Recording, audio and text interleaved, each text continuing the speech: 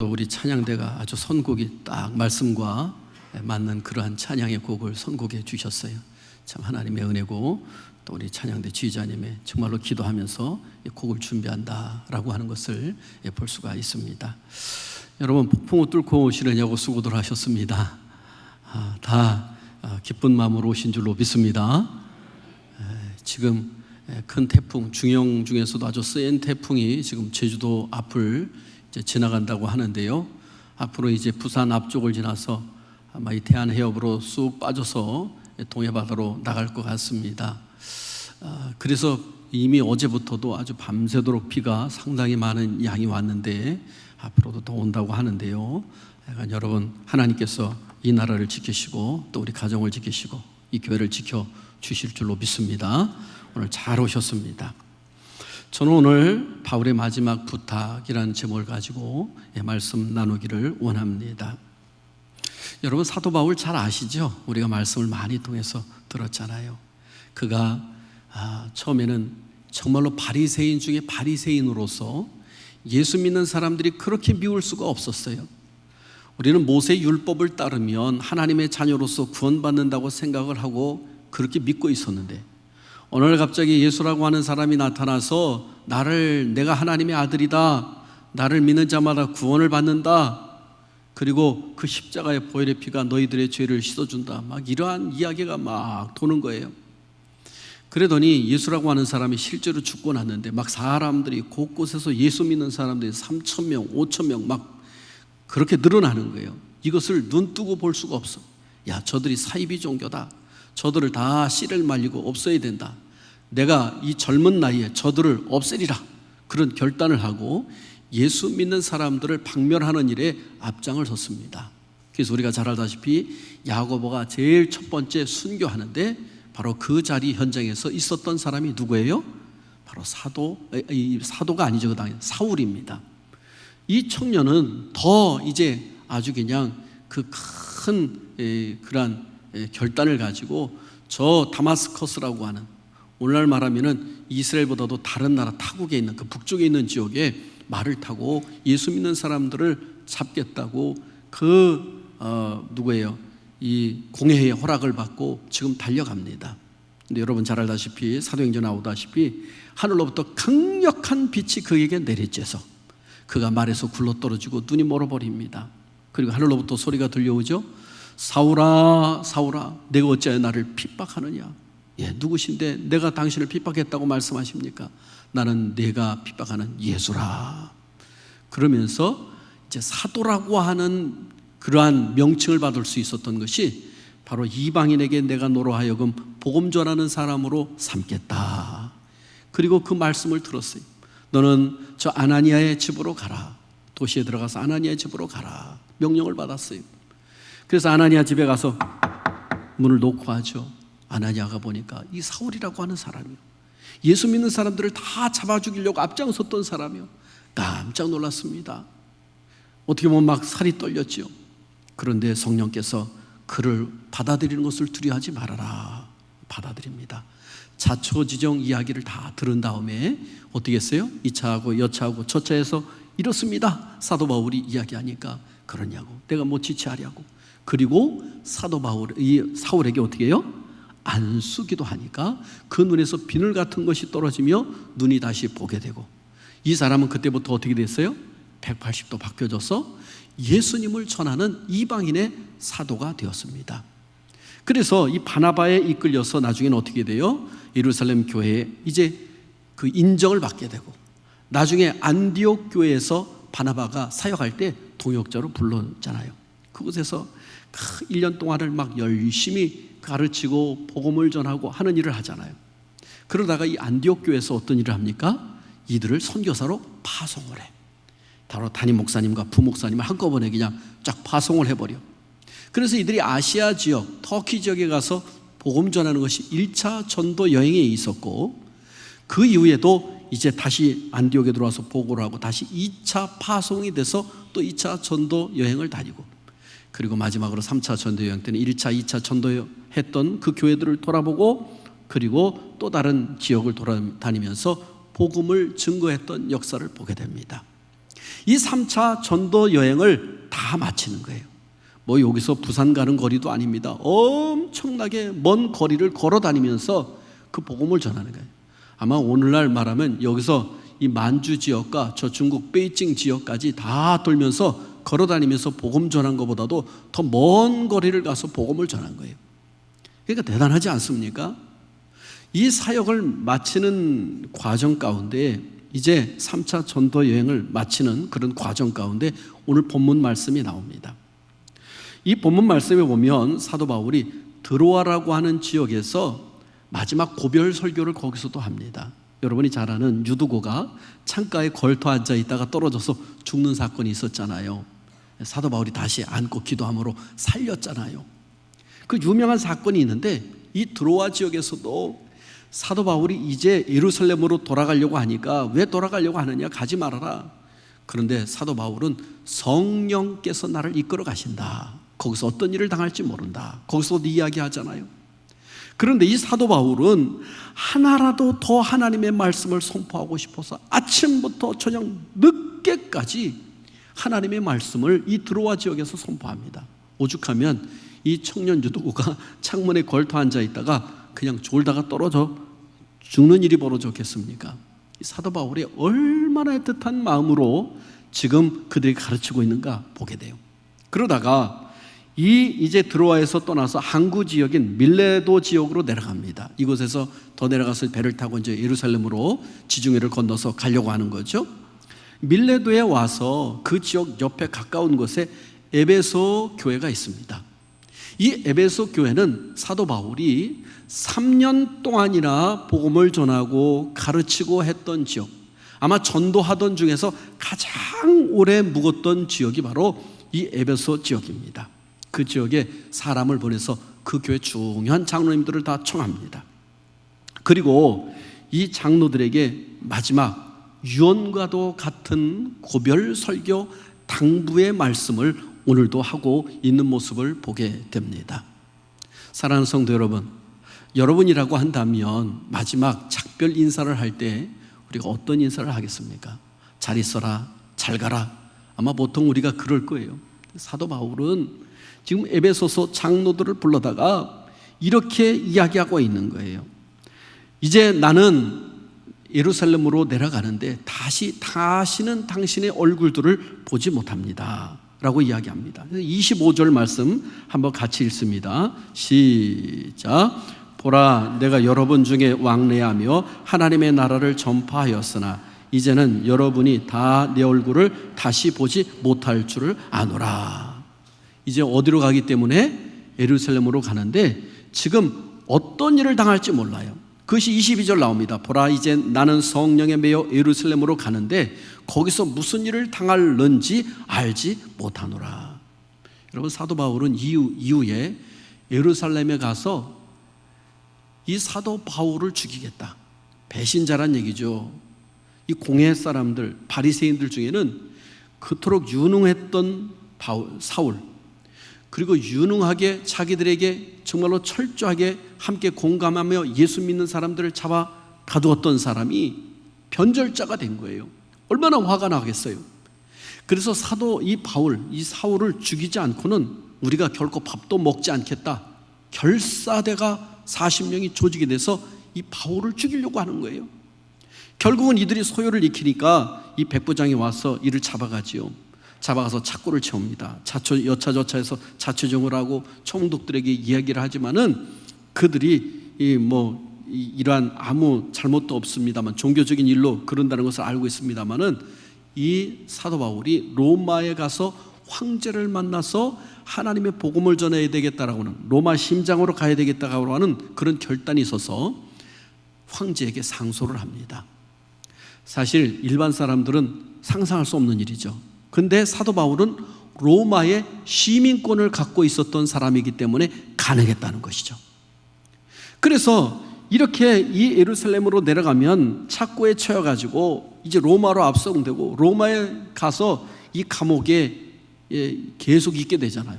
그리고 마지막에는 어떻게 돼요? 이제 목이 베어서 순교를 당했던 역사를 우리는 기억하고 있습니다. 이토록 사도 바울은 자기 앞에 이제 순교의 길이 있다는 것을 알았어요. 성령께서 그리로 이끌어간다는 것도 알았어요. 그 길이 죽음의 길이고 그리고 마지막 길이라고 하는 것을 알고 있지만은 사도 바울은 묵묵히 그 길을 걸어갑니다. 아니, 그의 삶 자체가 여러분 우리가 오늘 말씀에서 이야기하고 있듯이 순교자의 삶을 살아가는 모습이었다는 것이죠. 오늘이 무슨 주일이라고요? 순교자 주일이에요. 제가 그래서 오늘 이 말씀을 선택한 거예요. 오늘 우리 교단도 보면 병천교회, 임자진리교회, 그 다음에 저 또 신안 앞바다에 있는 한 교회에서 그 밖에도 납북된 많은 목회자들이 있고 또 옆에 조천교회에서도 목회하다가 또 이렇게 순교한 그런 전도사님이 계십니다. 여러분, 그들뿐만이 아니라 우리나라에 교회가 들어올 때 많은 선교사님들과 또 많은 분들이 순교를 했어요. 더 나아가서 세계적으로도 보면 초대교회뿐만이 아니라 이 중세시대 그리고 최근까지도 예수님 때문에 그런 순교당한 사람들이 많이 있어요. 근데 단순히 예수님을 믿는 것으로 순교당한 것으로 끝난 것이 아니라 이 사도 바울은 그의 삶 자체가 순교자의 삶을 살았음을 우리가 알 수가 있습니다. 우리 19절 말씀 한번 같이 읽겠습니다. 시작.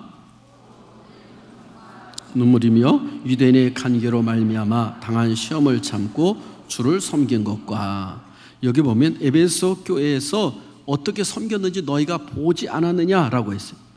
여기 겸손, 눈물, 유대인의 간계, 이런 모든 것들을 겪으면서도 묵묵히 이 사도 바울은 이 복음을 전하는 그런 사람이었다는 거예요. 여러분, 이렇게 나와서 얘기합니다만은 사실 이 사도 바울에게는 사도라고 하는 직분을 주님께로부터 받았지만은 사람들이 바울의 말을 듣지 않을 경우도 있고 오히려 박해할 때도 있고 소동을 일으키는 사람도 있어요. 그러나 겸손하게 그 일을 감당해.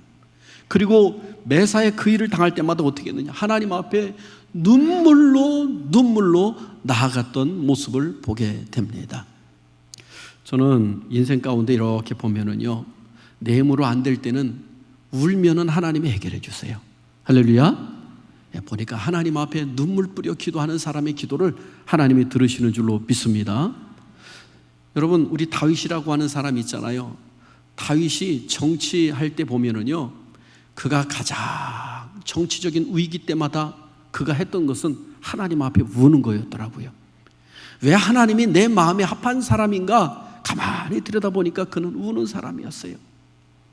여러분, 어떤 일이 있었냐면요, 아브넬이라고 하는 그 북쪽의 장군이 있었습니다.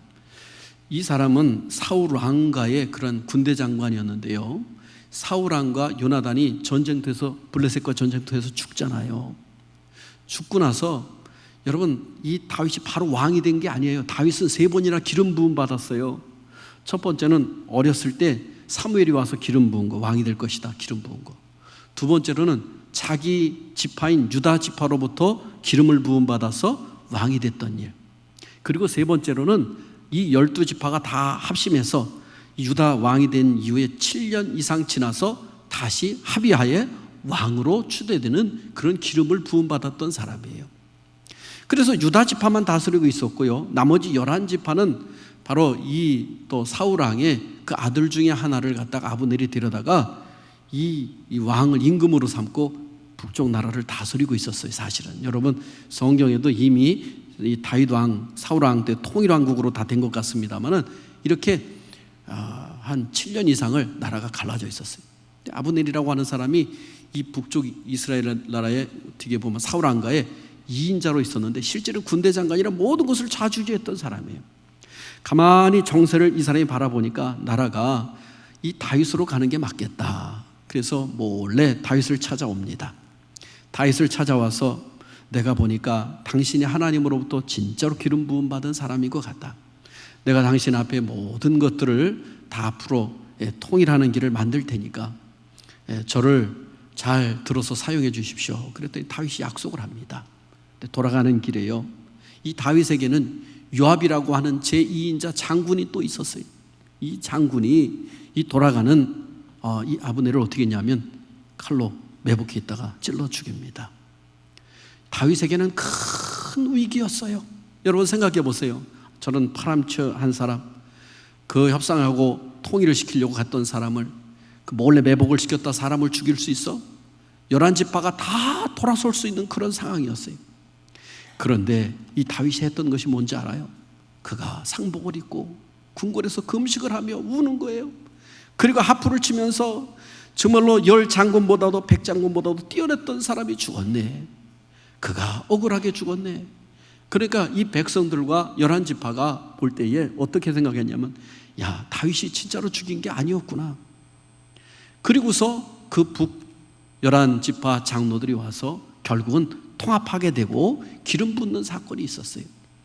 여러분, 우리아 아내를 바세바를 취하고 우리아를 전쟁터에 내보내서 죽게 하고 난 다음에 나단 선지자가 와서 바로 당신입니다 했을 때 이 다윗이 했던 일은 뭐예요?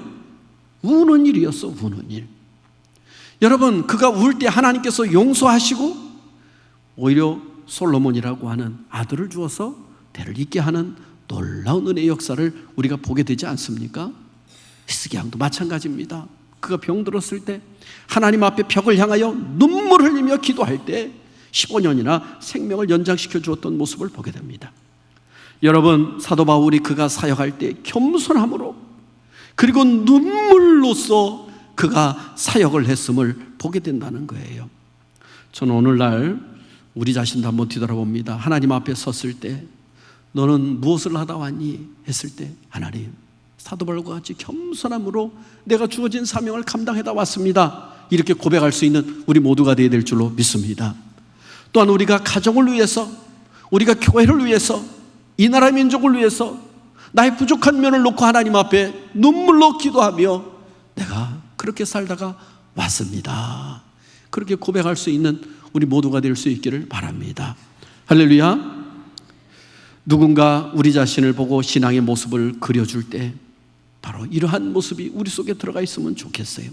겸손과 눈물과 늘 시험과 어려움을 참고 주님을 바라보는 이 모습이 아무개 성도에게 있었다, 아무개 목회자에게 있었다, 참으로 멋진 분들이었다, 그렇게 이야기할 수 있는 사람들이 되기를 바랍니다. 또한 사도 바울 보세요. 24절 말씀 한번 같이 읽겠습니다. 시작. 내가 달려갈 길과 주 예수께 받은 사명 곧 하나님의 은혜 복음을 증언한 일을 마치려 하면은 나의 생명조차 조금도 귀한 것으로 여기지 아니하였노라. 아멘. 이미 사도 바울은 삶 가운데 복음을 전할 때 순교자의 삶을 살았어요. 복음을 전하는데 내 생명조차도 조금도 귀한 것으로 여기지 아니한다. 여러분, 사람에게 있어서 제일 중요한 게 뭐예요? 물질이 중요하죠? 제일 중요합니까? 명예가 제일 중요합니까? 아니잖아요. 제일 중요한 것은 생명이잖아요. 생명. 그런데 이 생명조차도 아까워하지 아니하고 이 복음을 전했던 사도 바울의 모습이 있지 않습니까? 사도 바울은 장로들을 초대해서 당신들이 이 모습을 알지 않습니까? 그러면서 마지막 당부의 말을 하고 있는 거예요. 근데 사도 바울이 그러면은 이 마지막에 당부하는 것이 뭡니까? 하나는 내가 여러분에게 그렇게 3년 동안이나 밤낮 쉬지 않고 눈물로 각 사람을 훈계했던 것을 기억하십시오. 그리고 31절 말씀에 이야기해 주고 있습니다. 그러니까 사도 바울이 복음 전했던 것, 가르쳤던 것들을 기억하고 변절되지 않은 믿음으로 굳게 서서 이단들이 와서 흔드는 것에 흔들리지 말고 교회를 굳건하게 지키라고 말씀해 주고 있어요. 사랑하는 성도 여러분, 오늘 우리가 하나님 말씀을 통하여 굳게 서서 흔들리지 않는 믿음으로 하나님을 기쁘게 해드릴 수 있는 우리 모두가 될 수 있기를 바랍니다. 어떤 정말로 다른 교회 사람들일 거예요. 이 사람들은 신앙생활 하다가 조금만 시험 들어도 내가 예수를 믿어야 되느니 말아야 되느니, 내가 교회를 나가야 되느니 말아야 되느니 하는 사람들이 있어요. 근데 우리 교회 성도들은 죽으면 죽으리라, 나의 생명도 조금도 부끄러워하지 아니하고 정말로 아끼지 아니하고 내가 하나님의 복음을 위해서, 몸된 교회를 위해서 복음 전하는 일에 정말로 힘을 다하겠다라고 하는 그런 성도가 될 수 있기를 주님의 이름으로 축복합니다. 자그마한 일에 흔들흔들하는 성도가 아니에요. 오늘 사도 바울과 같은 이러한 은혜의 말씀을 기억하고 우리가 승리의 길을 걸어가야 될 줄로 믿습니다.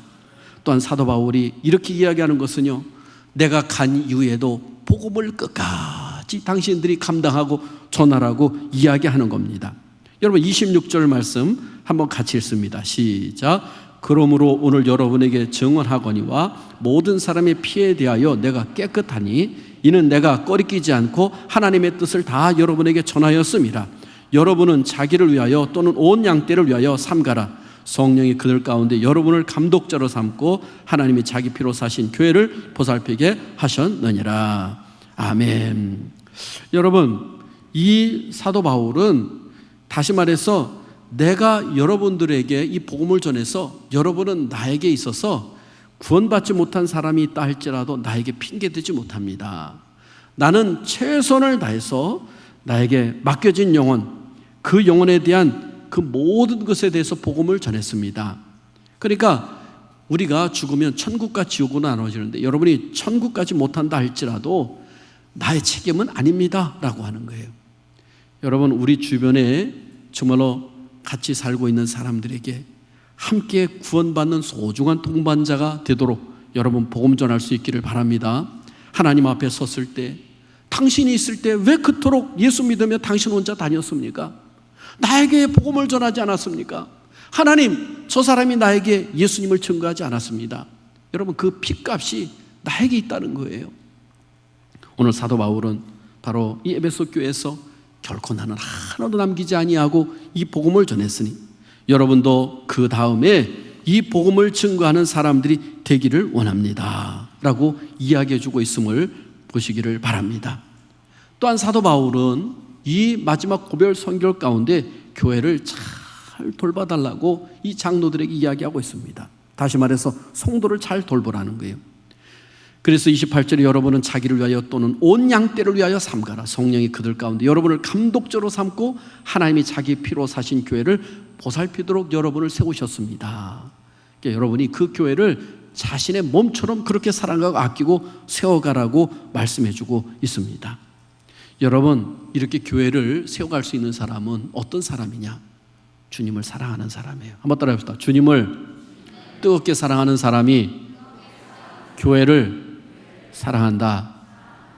우리 예수님께서는요, 요한복음 13장 1절에 보니까 유월절 전에 예수께서 자기가 세상을 떠나 아버지께로 돌아가실 때가 이른 줄 아시고 세상에 있는 자기 사람들을 사랑하시되 끝까지 사랑하시니라. 예수님이 사랑하셨기 때문에 뭐를 진 거예요? 십자가를 질 수 있었던 거예요. 여러분 보세요. 부활하신 예수님이 세 번이나 부인한, 예수님 부인한 베드로를 찾아와서 내가 나를 사랑하느냐? 내가 다른 사람들보다 나를 더 사랑하느냐? 세 번씩이나 묻잖아요. 그랬더니 사랑합니다. 내 양을 먹여라. 내 양을 치라고 말씀하고 있는 거예요. 여러분, 주님 사랑하십니까? 정말로 주님 사랑하십니까? 주님을 사랑한다면 여러분 정말로 교회를 섬길 수 있는 저와 여러분이 될 수 있기를 바랍니다. 할렐루야. 교회의 어려운 문제를 놓고 함께 기도하고 교회가 힘든 일이 있을 때 함께 협력해서 그 일들을 이뤄갈 수 있는 우리 모두가 되어야 될 줄로 믿습니다. 성도가 흔들흔들거릴 때 그 사람을 위해서 기도해주고 세우는 일을 감당하는 것이 바로 우리의 사명이라고 하는 사실인 것입니다. 또한 끝으로 우리가 이 사도 바울의 이 권면을 통해서 또 그들의 모임을 통해서 알 수 있는 것이 뭡니까? 여러분, 교회는 함께 울고 함께 울며 기도하는 사람들이라고 하는 사실을 깨닫기를 바랍니다. 우리 36절부터 한번 38절까지 읽도록 하겠습니다. 시작. 이 말을 한 후 무릎을 꿇고 그 모든 사람과 함께 기도하니 다 크게 울며 바울의 목을 안고 입을 맞추고 다시 그 얼굴 보지 못하리라 한 말로 말미암아 더욱 근심하고 배까지 그를 전송하니라. 아멘. 여러분, 교회 공동체는요 이렇게 기도의 공동체인 줄로 믿습니다. 다시 보지 못한다는 말을 듣고 그들은 크게 울며 한국까지 이 바울을 전송하며 그리고 끌어안고 지금 기도하고 있는 모습을 보게 되지 않습니까? 여러분, 사도 바울이 무릎을 꿇고 함께 기도해 주는 이 장로들을 통해서 얼마나 큰 위로가 되고 힘이 되고 능력이 되겠습니까?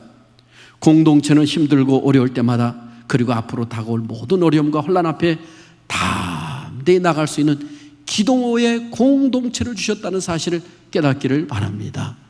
여러분은 혼자가 아닙니다. 할렐루야. 여러분이 어려운 일 당할 때, 힘든 일 당할 때 목회자에게 연락하고 구역장님과 또한 기관장님들에게 연락해서 함께 기도하며 함께 이겨나갈 수 있기를 바랍니다. 할렐루야. 무릎을 꿇고 그 모든 사람들이 함께 기도했습니다. 결국 기도하는 곳에 하나님께서 역사해 주시는 줄로 믿습니다. 어려울 때 함께 기도하고 힘들 때 함께 기도하고 서로에게 위로해 주는 것, 그것이 아름다운 교회의 모습이라고 하는 사실을 깨닫기를 바랍니다. 사랑하는 성도 여러분, 바울의 고별 설교가 오늘 우리에게 주는 은혜는 우리도 그 마음과 믿음으로 살라고 권면해 주고 있습니다. 2000년 전에 단순히 이 에베소 교회 장로들에게만 말하는 것이 아니라 오늘 이 말씀은 저와 여러분에게 주시는 말씀인 줄로 믿습니다. 우리가 겸손과 눈물과 여러 가지 시험에도 인내함으로 우리에게 주어진 사명을 감당할 수 있기를 바랍니다. 그리고 이 사도 바울의 말을 기억하고 복음 전하는 일과 교회를 섬기는 일과 그리고 모든 사람들에게 담대하게 예수 그리스도의 사랑을 증거할 수 있는 우리 모두가 될 수 있기를 바랍니다. 저와 여러분은 순교자의 길, 십자가의 길을 가고 있는 소중한 하나님의 동역자임을 깨닫기를 바랍니다. 할렐루야. 순교자들의 믿음을 다시 한번 우리가 마음에 새기며 우리도 담대하게 믿음으로 우리의 사명을 감당하며 그 길을 감당하겠습니다. 우리 주여 한번 부르짖고 뜨겁게 3번 부르짖고 우리 잠깐 기도하는 시간을 갖도록 하겠습니다. 기도합니다. 주여 주여 주여. 아버지 하나님,